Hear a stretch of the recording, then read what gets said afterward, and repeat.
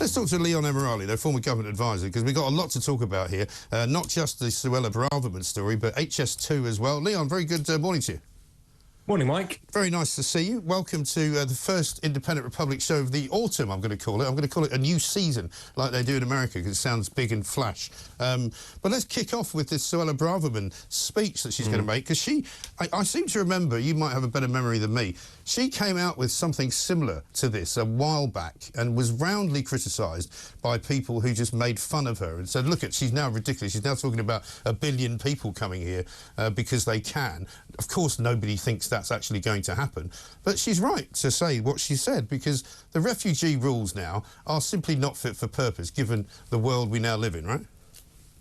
Yeah, and well, I agree with you on that front, Mike. I do think that, you know, the convention that we're talking about, the UN Refugee Convention, was founded and started at the end of World War II, when naturally there was a lot of displacement of people. But we have to recognise that clearly the world has moved on significantly since then, and the challenges that we faced after World War II aren't there anymore. So, you know, I do think she's quite right to be able to challenge this and say, look, is there a better way of doing things that work for the modern world? So fair play to her for that. I mean, I do think that we are at risk potentially in the UK of losing our place as a global leader if we keep withdrawing from these international treaties. Maybe that's you know, the route that this government wants to go down. But I think that she obviously has this place this place in the Tory party as that person on the right of the party challenging the status quo, and I think that's going to go down quite well with a lot of her colleagues in Westminster and certainly a lot of the party membership, as well as ordinary folks listening to this programme back at home, Mike. Yeah, because I think what we now know, which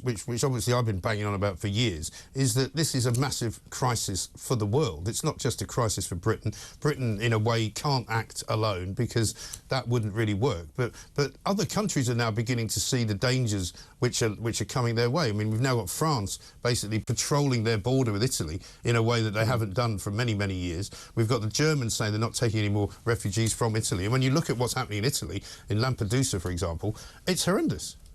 Yeah, and it's not just Europe as well, Mike. I mean, actually, the biggest intake of refugees is in Asian countries. This from a global perspective, rather than just talking about the UK leading alone. And I think that we are beginning to wake up that there is going to be a displacement of people, not least because of, you know, there are wars going on in the world, there are economic disparities going on in the world, and we aren't saying that those folks shouldn't be allowed to seek a better life if they are genuinely being persecuted. But I think what Suella Braverman is trying to do is say, well, hang on a minute, are these people being genuinely persecuted under the current convention? And she wants to reform that and look at it. And I think we can only, you know, respect that and say, well, it's probably a good move for the government to be doing. Yes, but I mean, again, wanting a better life and having a better life is something that an awful lot of people in this country would quite like to do, but they don't have the right to do it. They can't pitch up down on Dover's sort of beaches and say to Border Force, would you mind taking me to a nice hotel, please, where I could live for probably 2, maybe 4 years, being paid for at the taxpayer's expense. It's not viable. It's not fair. And, you know, the one thing that Rishi Sunak, I think, is right in saying is that he needed to make the system fairer, not just for the people who are trying to get here, but for the people who are already here, many of whom came legally, many of whom spent an awful lot of money and did all the right things, and who are now some of the most vociferous voices against illegal migration, because they say, well, hang on a minute, these people are just walking in. I spent 5 years trying to get here and work here and all the rest of it. Yeah, absolutely. And look, my family, Mike, came here as immigrants, and they've worked hard. They've played by the rules. They've paid their taxes. And there's a lot of people that do come here through legal routes. And it isn't easy. You know, the UK is a great country to live in. And therefore, the threshold for actually being able to live and work here is rightly high. Yeah. But what we can't have is, as you say, this illegal immigration. It's in the name. It's illegal. It shouldn't be happening. And I think that the government should be cracking down on these gangs that are, you know, committing atrocities when it comes to human rights. They're just taking money, putting these, you know, sometimes they are desperate people in precarious situations. People do die in those crossings, and I think they need to be clamping down on those gangs, and once they do that, we'll start to see those numbers drop off. But also surely the reason an awful lot of those people take the risk that they decide to take by trying to get here is because they know if they do get here, the reward is worth the risk. You know, if you took away the reward, perhaps the risk would be too much for them, and then they wouldn't do it. Yeah, I think, and you know, that's the issue here, is that when they see what happens if family members or friends have made that crossing and actually it worked out okay for them, they think, okay, well, it is worth that risk. It's worth paying the money and it's worth risking my life. But that shouldn't be the case. And I'm not sure what the answer is. I'm not sure if Rwanda necessarily is the right answer to it. But I think Suella Braverman is taking the right move in actually trying to rally the global community behind this, because it isn't just the UK can't act unilaterally. We do need to have cooperation with the likes of France, others in Europe, others in Asia and Africa. And maybe even Africa, because I was being told just the other day that they've got a massive problem, obviously, with immigration, illegal immigration in the United States. People coming across the border, but there are people coming across the border from Mexico now into the US from sub-Saharan Africa.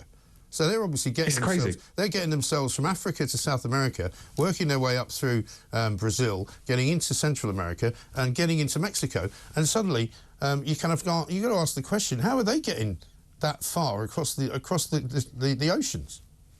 It's not easy. I mean, that is not an easy trip to make. It's thousands and thousands of miles in pretty precarious conditions, I would imagine. I mean, so you do have to ask. Yeah, I mean, the English Channel's one thing, but if you start going anywhere near the Cape of Good Hope and all the rest of it, you know, it's a bit of a different kettle of fish.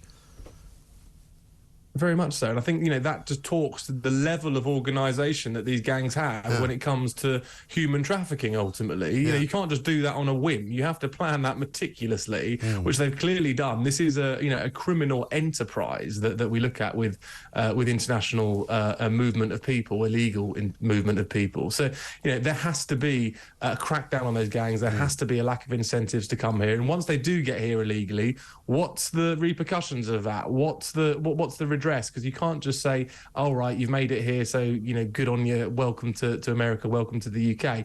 That can't be the case, because it just opens the door to more.